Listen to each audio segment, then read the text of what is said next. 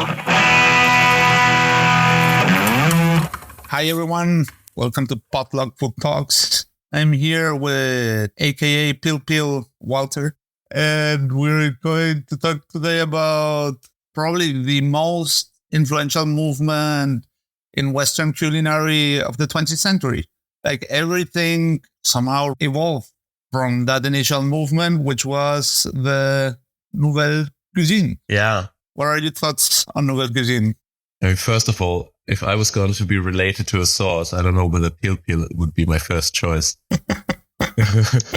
If you were a sauce, if you had to be a sauce, what sauce would you be? Salsa verde. Basque salsa verde. Oh, wow. That came out quick. Like you thought of it already. I feel like I would have to think of it for a little bit. Nah, I have it pretty clear. It's my favorite sauce in the world. Damn. Basque salsa verde has nothing to do with Italian salsa verde or Mexican salsa verde. It means green sauce. That's why they all share the same name.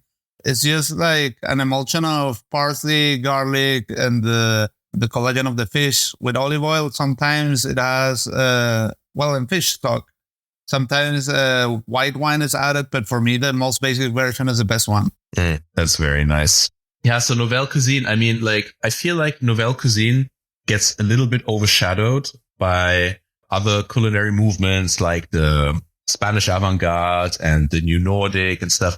But what people don't understand is that all that was made possible by the Nouvelle Cuisine movement, which kind of was like a first breaking free from old cooking habits, where everything was made a little bit lighter, a little bit fresher, maybe even a little bit more seasonal, wouldn't you say? Because there was more of an emphasis on vegetables, less meat, less fat, less sort of like old, King's Court sort of banquet style feasting. Yeah, that's exactly right. Like the approach to fine dining up to that point was very like aristocratic oriented. Well, I mean, fine dining is always it's luxury, but then it was very much about abundance, about having this lots of amounts of food and food waste and table servings with heavy sauces that you would get served on the table, and it was always too much, and it was a table full of food, and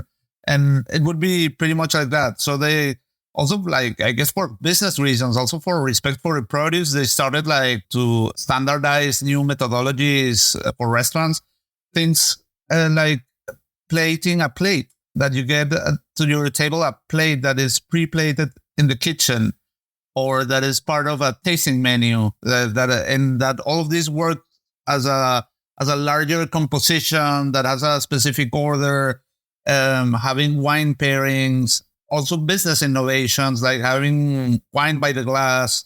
But yeah, like philosophically is what you were just saying. Things became lighter.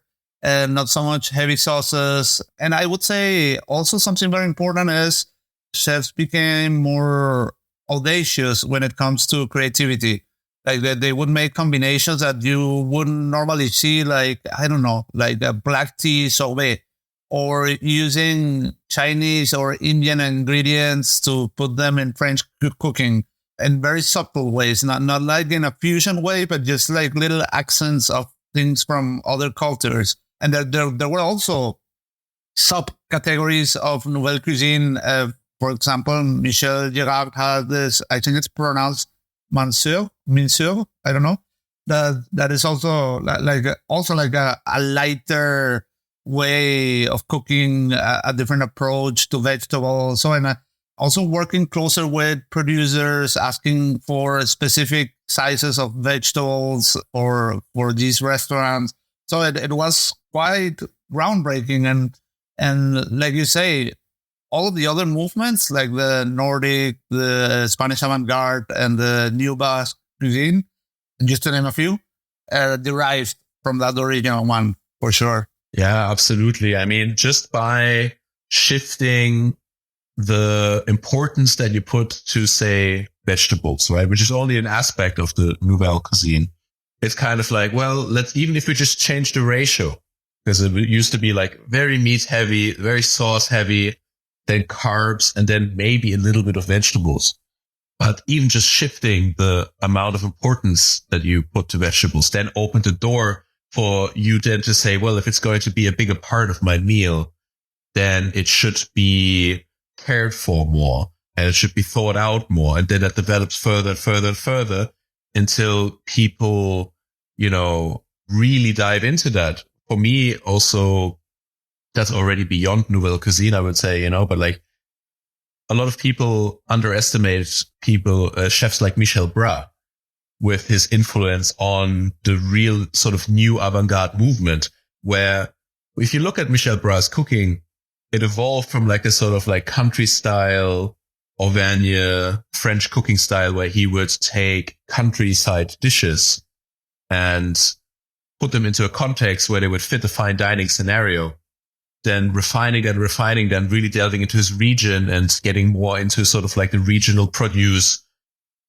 and refining that more and more and more. And I mean, Ferran Adria was inspired by his so incredibly famous Gargouilloux, René Redzepi likewise. It was like this first step of a domino effect that rippled through gastronomy and then just kept evolving it into a certain direction. So the reason we decided to make this episode is because we found this Decalogue list that I remember having read this when I was in culinary school, but I haven't seen this list like in 20 years at least. And to find it now again is very, very interesting. This was written in 1973 by Gold and Millot. For people who don't know, Gold and Millot, or Gold Millot was the alternative, or is still like an alternative guide to Michelin. And especially in France, and especially during those years, they were equal rivals, Michelin and Gold Millot. Yeah. Gold Millot works with points, up to 20 points. 20 is the maximum. Only few chefs have achieved 20 points. If you have 19 points, it's already like having 3 Michelin stars. Yeah. And yeah, they like the original culinary critics of this guide, they wrote the 10 Commandments of Nouvelle Cuisine. And we wanted to review them to see how they aged, because they're quite interesting and some of them apply still today. Some didn't age so well. So let's have a look at that. Yeah. I mean, like when you sent this through, I've never seen this at all, like ever. Okay. It was the first time and I thought it was so interesting because a lot of the points still hold up really, really well. Some of the points I thought like were really kind of, some were funny and some I was like, man, that's really, really true. And yeah, Gold Millot was a big deal. Now, not so much anymore, no? But like, I remember we used to always like check, what did Hoffman had? He had like 16 or 17 in the Gold Millot or something, right? I'm not sure. I don't know. Oh, by the way, dude, like just a few days ago, I gave a tour to a German couple. And at the end, they asked me, yeah, well, where did you work in Germany? And I said, with Michel Hoffman. Really? That's my favorite chef. Hey. I wrote him a letter once asking for a recipe. And he very kindly answered and explained me how to do this and that. He very kindly replied saying I couldn't have the recipe. So let's start with this. Rule number 1. Thou shalt not overcook. Thou shalt not overcook. I love how they wrote it like it's some sort of Bible verse, like written in granite stone or something. Thou shalt not overcook. Yeah. Well, I mean, this is something that also was introduced in professional cooking in the West by this movement. Up until then, carrots would be cooked until they were puree, and the green vegetables until they were gray. And absolutely, this is again something that I say that was taken borrowed from other cultures like Chinese, that they already knew how to quickly blanch vegetables, and this is a standard in any professional restaurants, French oriented. You will see that this is the way that vegetables are cooked. Yeah, at least vegetable. Absolutely, but also, for example, fish is also something you don't want to overcook, or seafood in general, or anything. Which used to happen a lot. I mean, like I just saw a video the other day. I mean, have you seen the chef's table from about Trois Gros? No, I haven't. You should watch it. It's really good. And he shows... By the way, the Trois Gros brothers were also key figures in the Nouvelle Cuisine movement. Exactly. Yeah. So he talks about his salmon with sorrel sauce in the show, which is like a classic of the Trollball. Was it trout or salmon? Did I say trout? No, you said salmon. Salmon. It's salmon. Okay. Yeah. No, I was doubting because, okay, cool. Yeah, I mean, interchangeable, I guess. But yeah. And so he shows the dish. And I thought that when he shows it, it's a very interesting dish. The way that he cooks it, the way that he explains it, and the way that he plates it. It's very good. It's very well executed. And I saw it and I was like, it makes sense to me. Also, it's an interesting way of cooking fish. If you haven't seen the show, please go watch it. Is this on Netflix? Yeah, right. It's on Netflix, yeah. Okay, cool. But then I saw an old video of the two brothers cooking the dish, and it looked nothing like that dish, because you see the fish is completely like manhandled and really cooked a lot further. Because the way that he shows it in the episode, which is his modern interpretation, it's very clean, very carefully cooked. So the center is still pink. The fish is flaking apart. It's cut in an interesting way. It's well executed. And when you see the old version, it's a little bit rough, and you can definitely see that the fish is cooked a lot further than it would be now. I recently interviewed for Basque Culinary Center Aitor Arregui from Elcano. Yeah. And we were talking about how have traditional ways of cooking evolved in the last decades, because as you say, you see dishes that are traditional, but these dishes are not the same 50 years ago as they are today. And in the case of fish, for example, the expression he uses is strip away, like from unnecessary things. He says like this donostiarra style of cooking fish, where you add this hot oil with garlic on top at the end of cooking. He says that used to have a lot of more things back in the days, just to hide the bad quality of the fish. But so it was stripped until you end up only with garlic and something else.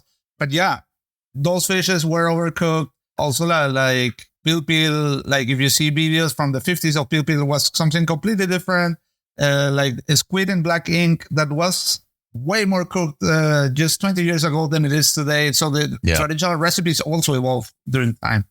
Yeah, it's very interesting to see this like progression evolve. It's sort of like this first kind of step, and then how it kind of like goes further and further and further. It's really interesting to look at culinary history like that.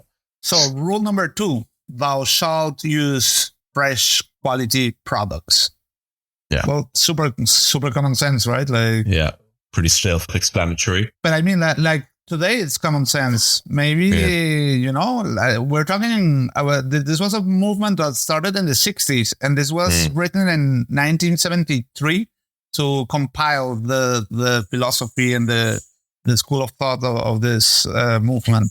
Yeah, and I also think it's just a little bit of a, it's kind of an emphasis, and it shows that because this was written 13 years after the movement started, that is one of the most important things is the produce. And I mean, that is still something that is rippling through today, which, it's not the most important thing. It's not the meat and sauce, because the meat, okay, you can get into detail there, but, the meat is seasonally changing also, but not as much as vegetables and herbs and fruits and all that sort of stuff. So that became much more important, right? That all the vegetables are fresh and an expression of, nature. So rule number 3. Sorry. Thou shalt lighten thy menu. Thou shalt lighten thy menu. Yeah. I mean, also something, that we see more and more and more. That was one of the main things now, that they wanted to get away from all those like mega heavy sauces and the super richness, and that you feel absolutely crushed after eating a multi-course meal. Exactly. I think that's the key. Like, you as a chef, you have to measure the right amount of food you have to deliver. And if people at the end of the meal, they ate their dessert and they're like, oh, I'm too full, I ate too much, you didn't did your job right, in my opinion. Yeah. People should be like, yes, full, but good. Yes. Like not like feeling overeaten, 100%. I actually think that it's a really difficult skill to have as a chef. If you're designing a tasting menu, right?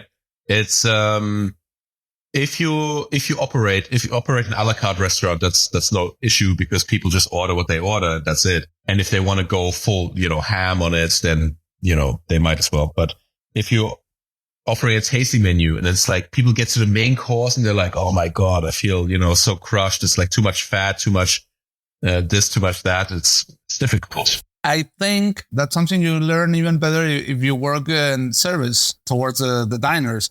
I know this because the best way I started to get a feeling of this is giving food tours where I'm just serving the food and seeing how much people are eating. And I get a feeling of when they're full because I see how much they leave on the plate.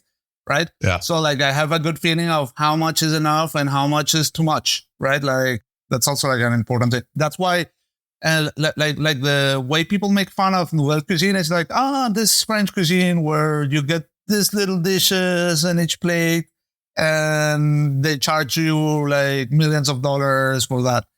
But those little dishes are part of a larger menu. That's the whole thing. I really don't understand how people don't get that, honestly. Like and it just doesn't stop. People are like, oh, such a small dish for so much money. And you're like, you do understand. It's not hard to understand that this is one of many dishes, right? Exactly. Like, yeah. Yeah, but that's like a very common joke. Yes. So rule number 4, thou shalt not be systematically modernist. That is one of my favorite ones. I love this one as well. Yeah, it's so good. I think that's my favorite one of them. Thou shalt not systematically be systematically modernist. Try to be something for the sake of being something, Yeah, but in anything. Yeah. Like when people say, I think we talked about this in the last episode, when people say, let's add more technique to this dish. And it's like, what's that supposed to mean? Like... Yeah, let's add more insecurity to this dish, Yeah, that's true, no? Yeah, exactly. Because then you can back up your dish by saying, yeah, we took the potatoes, we dehydrated them, then we rehydrate them, then we bake them, then we powdered it, then we caramelize them. This is what is on top. Yeah. Okay, but if that doesn't work with the dish as something edible and enjoyable, it's not worth everything you did. All the technique you added.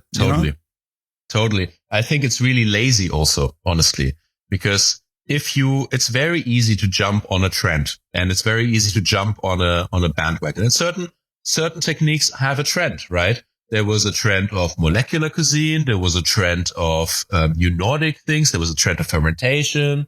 I mean, there still is, and all those things, they're great. All those techniques, they're really great. But doing them just for the sake of the technique is very, very lazy. If you do a technique to achieve an end result that you have in mind, then it's not down to the technique, You're not eating the technique, you're eating the food. And it's really, really lazy because you don't want to put the effort in, or you don't have the skill and you're not willing to achieve the skill that it takes to make a composition that is a great experience when you eat it. So you think that you can tell somebody, hey, this is a spherification of blah, blah, blah. And they're going to be like, oh, amazing. But lo and behold, the excitement quickly fades once they put it in their mouth. And that is, I feel like, the worst thing that you can have as a chef. And I've had so much food that was like that, where you're like, oh, that sounds quite interesting. Even like, people making interesting combinations, right? There's these chefs that are really skilled at making interesting combinations of ingredients. For example, for me, one of those chefs is Claude Bosi from London. And he cooks quite classically. And often he has like things that go together where I'm like, oh, that sounds so interesting, right? Like he had this like a à la passin egg with like grilled sweet corn and coconut. And I was like, oh man, that sounds quite interesting. Or he cooked like a fillet of beef in Arabica coffee beans. Like just put the whole thing in like a big pot, covered it with coffee beans and roasted it at a really high temperature, and then scraped off the beans and cut the fillet. And I was like, man, that's so cool. That's so interesting, right? But so many times you go to like a trendy new restaurant and you read the dish descriptions and you're like, oh, that sounds really cool. Then you eat it and you're like, eh. Like this is something I've thought for a long time for many different things, is your speech or your claim should be the main thing.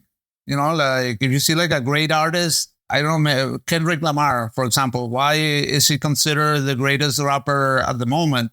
It's not because he's the most skillful, or because he has the best voice. It's because he has the best claim, the best speech. Yeah. And you could say the same thing about, let's say, Elcano or Echevarri, like these places. They have like a very solid character, a very solid speech and claim, and also the technique. There is technique. Of course, there is technique, and it's difficult what they do, but it's not systematically modernist. Yeah, absolutely. It's not like they're not adding foams, seaweed foam to the grilled fish to make it more modernist, Yes, exactly the opposite. They're stripping away from all the bullshit, basically. Yeah, which in itself is a show of real skill. Absolutely. So, rule number 5, never get high on your own supply. No, that was the wrong decalogue. Sorry. Thou shalt nevertheless seek out what the new techniques can bring you. mm-hmm. Yeah. Also, just as important as the other one, right? You shouldn't do the technique for the technique's sake, but you should never be close-minded. Absolutely. I think you should always be open to new impressions. I mean, and this was written in 1973. Back then, understanding cooking science was not a thing at all. I'm not even sure if Science and Cooking from Harold McGee was written back then. Maybe it wasn't. I'm not sure if it was. I think it wasn't in 1973. So like that, there were no foundations to understand what a Maillard reaction is today. Any chef knows what a Maillard reaction is, or I don't know, even many more things like the right temperatures for each piece of protein, or the minutes you should blanch every vegetable. Like many of these things are already standardized, and these are things you should master. You should know and understand, and life will be easier if you do. That's basically it, Yeah, absolutely. Rule number 6, thou shalt avoid pickles, cured game meats, fermented foods, etc. This is for me the funniest and most interesting one of them all. Yeah. I wonder where that came from, honestly. Because I can imagine, I mean, these are Nouvelle Cuisine, as its name says. It's against the old guard, right? Like, in the old guard, I can imagine them using this heavy sauces with pickles and sour things that they were stripping away from it. I guess this has to do with, as I was saying earlier, like sauces to hide flavor of bad produce. And this is what they were doing. That makes sense. Yeah. But it's pretty interesting how exactly these techniques, like 3 or 4 decades later with the New Nordic, had an absolute renaissance. Like now it's a thing to do exactly these things, Yeah, totally. It's super, super interesting. It's really funny. Rule number 7, thou shalt eliminate rich sauces. Yeah. Also, I mean, I wonder, what I think, like what I was wondering yesterday, how rich did the sauces have to be before the Nouvelle Cuisine? Because I mean, like, people still used rich sauces, but I think before that, the sauces had to be fucking heavy. I can imagine them like this very thick gravies, Yes. Not like a demi-glace. A demi-glace is heavy, but it's pure, like it's pure. You could even consider it light, because it's not like full of pureed vegetables inside of the sauce. I think that's where it goes. Imagine that, and also like with some pickles to add even more umami and acidity. Like that's what I think. Like something very maximalistic, very loaded with many, many components and elements. At the end of the day, a demi-glace, it's like a rich stock that was reduced and until it's very thick. That's it, Yeah, absolutely. Yeah. Rule number 8, thou shalt not ignore dietetics. I mean, This is the sort of, I was wondering whether they mean like you should keep a health conscious approach, which fits the Nouvelle Cuisine direction, right? Or whether it was about being sort of like, what? You don't eat meat? Fuck off. No. I guess this goes back about what I was saying. Like, I can imagine abundance and more is better was the way to go before this. You know, like you would have this table full of food and you would eat until you couldn't walk anymore. Yeah. And the image of the gourmet was this super fat guy eating snails and drinking cognac. Yeah. You know, like, and that's over. You know, that's, well, kind of. That's you still have some more. I'm just picturing myself eating snails and drinking cognac, and I kind of like that idea right now. Yeah, but like with 120 kilos overweight, you know, like. It's a good way to go, man. Rule number 9: thou shalt not doctor up thy presentations. Also really good. Really, really good. Don't stop fiddling around with your with your tweezers. It's also less is more, I think, is basically the essence of that quote. Yeah, but I mean, if you see dishes from that time, the way they were plated, it was very simple. You know, it was usually like a sauce on the bottom of the plate, and then something that was already prepared, put in the middle, and maybe 3 leaves of any herb around. And these were not. I think the fanciest you would find was like Cheville, you know, like not super crazy herbs until Michel Bras, you know? Yeah. Which is also quite interesting, you know, like how fine dining was back then. For example, this filled piquillo peppers that now you see in every pincho bar.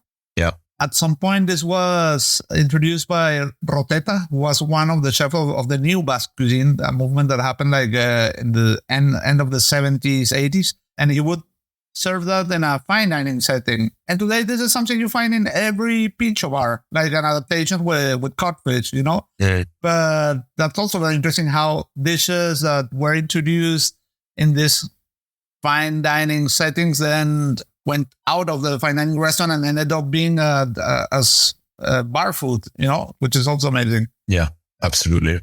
And rule number 10, thou shalt be inventive. Yeah. I think that's key for any chef.